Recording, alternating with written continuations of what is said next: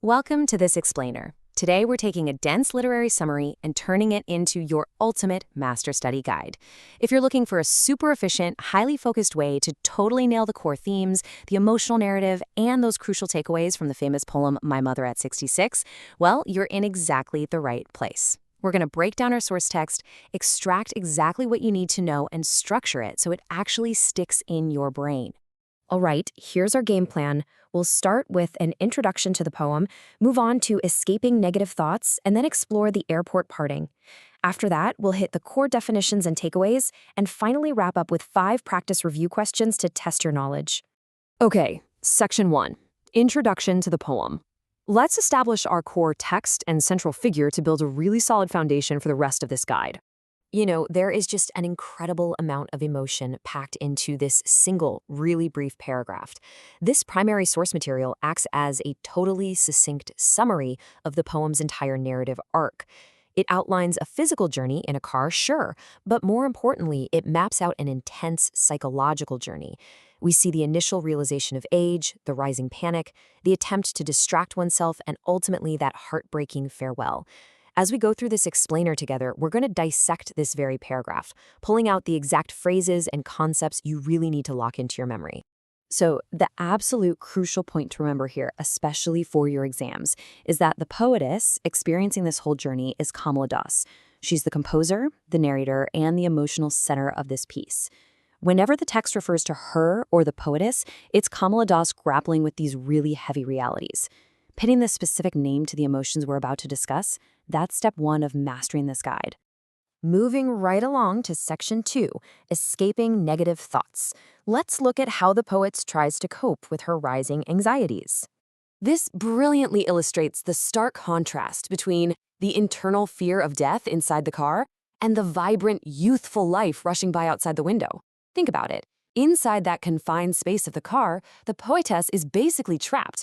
She's trapped with her mother's old age and the heavy, honestly terrifying thought that she's going to die soon. It's a space completely defined by fear and negativity. But right outside the glass, it is the exact opposite. It's a classic literary technique, using the external environment to highlight internal turmoil. The outside world isn't just nice scenery, it's an active coping mechanism. It's a desperate visual escape from the realities sitting right next to her. To pull herself out of those negative thoughts about her mother's age, Kamala Das specifically zeroes in on 3 joyous distractions. According to our source text, she notes a world full of joy. She sees young trees that seem to be running fast. And wow, what a powerful image that is. It not only contrasts with her aging mother's stillness, but it perfectly symbolizes how incredibly fast time is slipping away. And finally, she sees children who look very happy. The ultimate symbol of beginnings and youth, right? Completely opposed to the end-of-life themes dominating her mind inside the car. Make sure you memorize these 3 specific sites. They are literally the antidote she tries to use against her fear. All right, Section 3, the airport parting. But that distraction we just talked about, it was only temporary. And that brings us to the emotional climax of our explainer. Once they arrive at the airport, she looks at her mother again, and she feels just immense pain observing her colorless and pale face. I really want you to let those specific descriptive words sink in. Colorless and pale. The distraction of those running trees and happy children completely vanished. Stripped of those joyous visuals, the poetess is forced to confront the harsh reality all over again. And the pain she feels here isn't physical at all. It's that profound, aching grief of anticipating a loss. The phrasing colorless and pale is incredibly deliberate in the source text.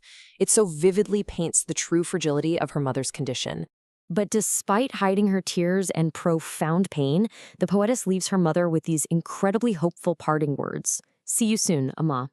Honestly, this is probably the most powerful moment in the entire summary. It represents just a massive emotional effort. I mean, she is terrified, she's in pain, and she's practically crying on the inside. Yet, she actively chooses to hide those tears. She offers comfort and a promise of the future, see you soon, even when her own internal monologue is dominated by the fear that this might be the very last time they see each other. It is just a beautiful, deeply tragic display of putting on a brave face for someone you love. Which brings us to Section 4, Core Definitions and Takeaways. Let's extract the exact points you need to synthesize this story into testable facts. Understanding the specific fear of loss is absolutely key to grasping the emotional weight of Kamala Das's composition. If you're ever asked what the primary theme or the central conflict of the text is, boom, this is your answer. Because it's not just about a mundane car ride. It's about the universal, completely paralyzing fear of losing a parent to the unstoppable passage of time.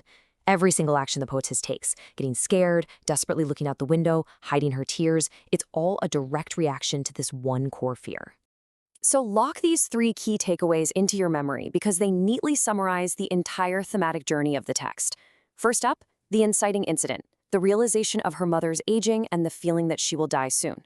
Second, the rising action and coping mechanism, using the joyful, youthful outside world to mentally escape those negative thoughts.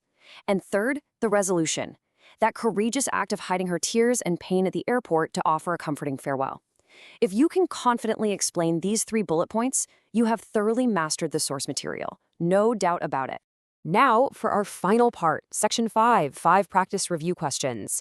Active recall is literally the best way to ensure this information actually stays with you. So I'm going to pause briefly after each question. Try to answer it in your head before I give it away, okay? Let's do this. Question 1.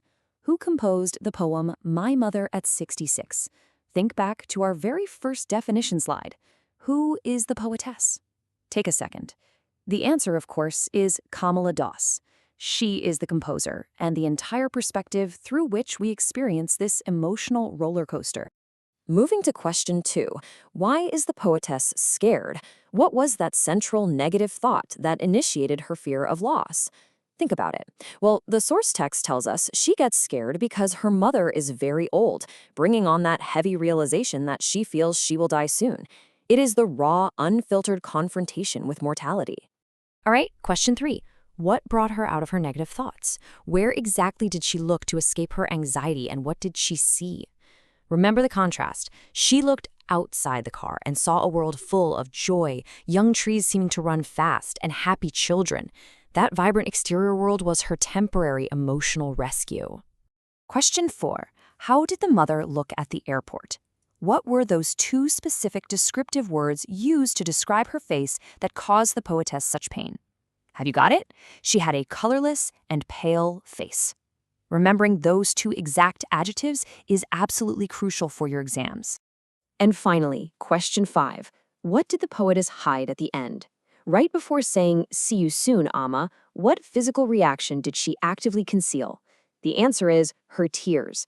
Despite her profound pain, she hid her tears in a final, heartbreaking act of love and bravery.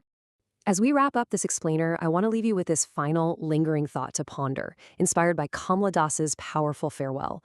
We saw her explicitly hide her tears just to say, "See you soon." Why do we do that? Why is our instinct to protect our loved ones from our own grief about losing them? It's a heavy, deeply beautiful question that goes way beyond the exam room. Thank you so much for joining me for this explainer. I highly encourage you to review these takeaways one more time to really lock them in, and I'll catch you in the next one.